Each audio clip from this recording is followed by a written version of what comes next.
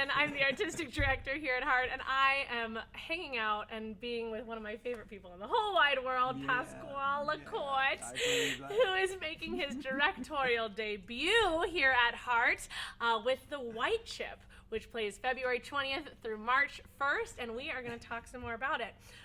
First, yes. I want to make sure they know. I'm sure they immediately recognize this face. Who could ever forget it?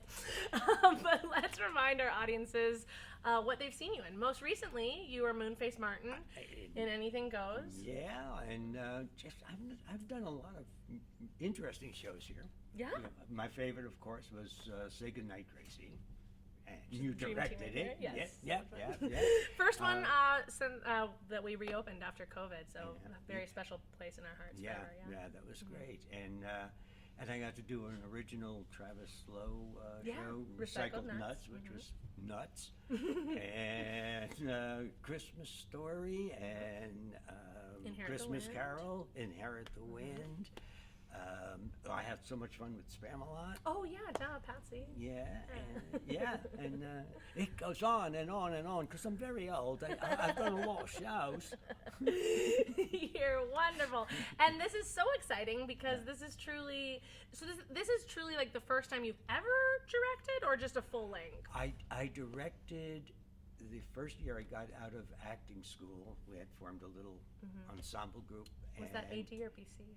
Yeah.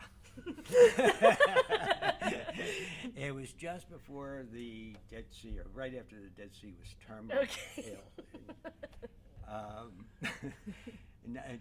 So that's like, oh my God, 55 years ago. Yeah, wow. And it was an absolute disaster. but I figure, now I'm experienced. Yeah, it should come out pretty good. Yeah. I'm so excited because I've worked with you a lot now, and I know that you have that critical. Oh, Act of God, that was another one we forgot to mention. Yeah, he was God. How did you forget that you played God? You have a very, very good eye. You're good at self-critiquing. You're good at giving, thinking of notes, and I feel like you have that editorial eye. But I want to talk about next why this piece, because it was first proposed to me at a dinner that I was having with you and your lovely bride, and me and Ken were having dinner, and you came out strong. You were like, I need to do this show. Yeah. So tell us why. Okay, this is my 12 seconds of serious. Okay. Because that doesn't happen often with me. You know that. But I'm going to cry. It's very close to my heart. There has been a lot of the show is about addiction, and specifically in this show is alcoholism. And my brother passed away from liver disease due to his alcoholism. And most recently, my oldest nephew died from drug-related causes. And through all the years, there have been so many people in my life that have dealt with these issues, if not their own, someone they loved. And I never understood. I was always very judgmental. And it was like, it's hurting you, it's killing you. Yeah. Just stop. Why are you doing it? Yeah, exactly. Just stop. I didn't understand that. Yeah. And I very much by chance read this script, The White Chip, and it touched me, and it changed me. It made me understand, at least on some level, to a certain degree, and I want to share that with people who had my experiences where I don't have an addiction other than theater. But I had to deal with it all my life with people I've loved. Yeah. And it's helped me, and it cleared my anger. So my 12 seconds are up. I remember you talking to me about it too, that silence your cell phones. I remember you talking to me too about it, that the script really had what you always look for in that script, which is a perfect balance, a good balance of funny and heart. That's what's wonderful about it is I deal with any trauma in my life with humor. It softens the blow. Yeah, of course. And I want people to see this and be entertained, and they will with this cast. I know.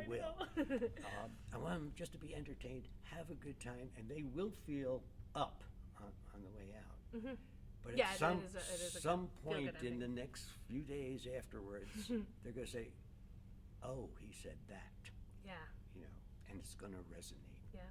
And I felt that reading the script. I mean, I felt exactly what you felt, of just like, oh, this is such a great insight into it, and told in such a way that is not, there's so many stories that have been told about addiction that feel like, oh my God, okay, I get it. Yeah. And this is not, you know what I mean? This isn't that. No, this is laugh, punch it hard. Yeah, exactly. laugh, exactly. laugh. Whoa! So let's go into a little bit. Tell us a little bit about what this is, what it's about. A little synopsis, if you will. It is really it's about a man who's in theater, in the theater business, and it takes you through his life and all of the influences, people that influenced him from the time he was 12 years old up until his late 30s, 40 years old. And he shows the progression of how he got to where he was and how he denied it and how he tried to bury it and how he tried to hide it and tried to help it in so many failed ways as well. Well, yeah, there were insincere attempts. Exactly. Mainly because of the lack of understanding himself. So it just takes you through this person's life who has this wonderful, witty, sarcastic sense of humor, which I adore. You don't say. Yeah. And that's what it's about. Yeah, exactly. Yeah, and I think the other thing that's really charming about it is the way it's told. So do you want to talk a little bit about your concept and how you're your team is bringing this to life? Well, what we're trying to do is make light of things and then hit home with it. We get some goofy moments in there, some really wild, crazy moments in there. We've infused 14 classic rock songs into it. More than 14. Baby. You had me do the sound design. Trust me, it's more than 14 songs. All right, 15. Yes, but it does. We did that just so people can relate more. Yes. And to keep the energy going, and we're involving the audience.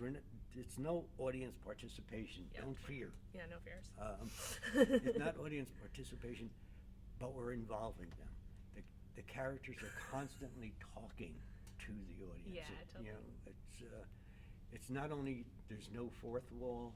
We took out the first, second, and third wall as well. Yes, and it is. I loved, when you came to me about the sound design. I love that you are making it a little more like a movie, and that there is a lot of underscoring going on. There's a lot of in the transitions, and we've been talking about how great this cast is. Tell the people who's in the cast. I don't know. We're still looking. Help! Let me put it this way. I'll name them. Matt Wade will have you wetting your pants laughing. He is brilliant. And I will say, Matt, this is Matt Wade's first show at HART. Actually, he works and he's all excited over. about that. Yeah, me too. I'm really excited. And Erin McCarson, she's funny as well. Of course. But she's the one who's going to rip your heart out. She's good at that. And then Paul Vonasek, who has such a range of emotions. There's times you'll be laughing your head off and times you'll be crying, and he will bring you to tears at a point or two. And this is also Paul's first show on the HART stage. However, audiences will remember him from The Cake this past year. He was the one that was up on the screen. He was George, the contestant, or the whatever. Everyone was asking, they're like, who was that guy on the TV? He was so funny. That's him. Yeah, you can see him in real life. He's much taller in person than on TV. I haven't seen his face yet. I know. That really was the first thing I thought when I first saw. I was like, "Wow, you're much taller than I was expecting." He seems absolutely lovely, and I can't wait. He's a wonderful guy. I this. worked with him once before, and we became fast friends. Yeah. And he's so talented. I can't wait. Yeah, he seemed like the perfect choice. Yeah. Well, we've talked about so many good things, but I know that there are always challenges, and I can't even I mean, I remember my first time directing, it came with a huge bucket of challenges, and you have given yourself many. So let's talk about what is a challenge you've had to overcome here? Not drinking while doing Yeah. the show. That's one. It hasn't really been a huge challenge because of the talent that I'm working with. We talked about it right from the beginning. Let's not do the expected. Go for the unexpected. And as far as blocking and things go, I said, I give you the space to work within. Do what you need to do within that space. So the challenge really is to hold back and give them the freedom to do it, and then just make sure that it's consistent and flowing. Yeah, absolutely. I honestly do not. I did about that much of acting, directing. The rest has been more technical things. Good. So, Good. Has that been hard to hold that back since that has been your mindset for so long? Well, yeah, it was, but everything is developing in just the way I was seeing it. Good. You know, in a different way perhaps, but we still got to the same place. Yep.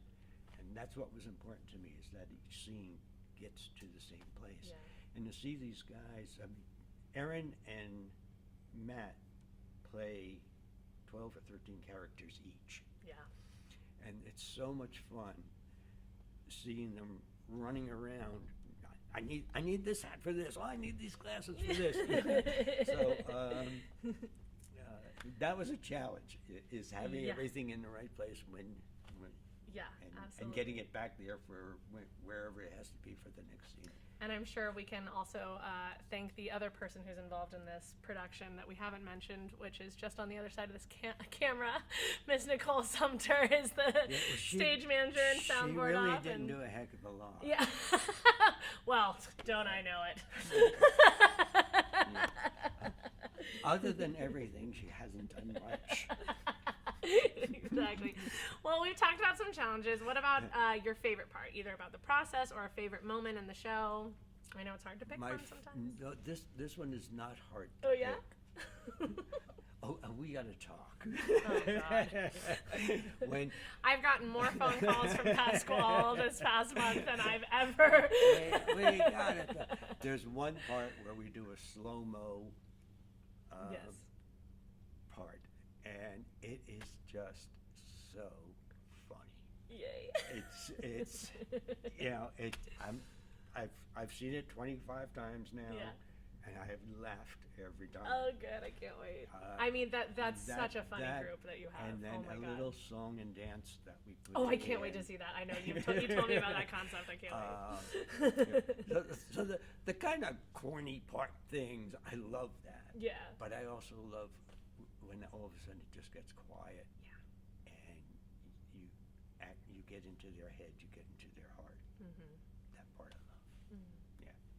Well, you know, Pasquale, if we have not sold this enough to the people at home, tell them why they should come and see The White Chip that you are directing at HART. Because I have a very fragile ego.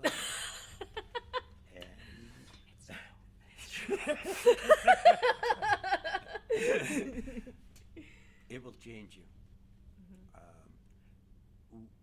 I can't imagine there's anyone out there that hasn't encountered someone with an addiction, and it has to have affected you in some way or another.